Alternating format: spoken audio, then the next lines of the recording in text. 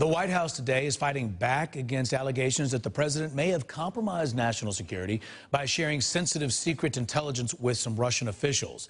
Channel 2's Justin Gray live at the White House, where it's been quite the day. And Justin, the president says that he shared some facts but denies that he did anything wrong.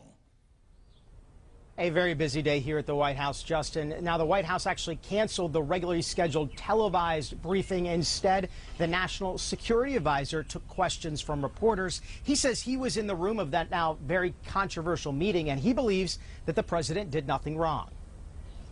Thank you very much. Thank you. A normally talkative President Trump saying very little about a Washington Post report that he shared sensitive, classified intelligence with the Russian foreign minister and ambassador in a meeting last week. Facing a barrage of questions, he said this. We had a very, very successful meeting with the foreign minister of Russia. Our fight is against ISIS. President Trump did say more on Twitter. Quote, as president, I wanted to share with Russia at an openly scheduled White House meeting, which I have the absolute right to do, facts pertaining to terrorism and airline flight safety. National Security Advisor H.R. McMaster says he was in that meeting last week, and he repeatedly used the same phrase the president tweeted to describe it. Wholly appropriate. It's wholly appropriate for the president to share whatever information he thinks is necessary to advance the security of the American people.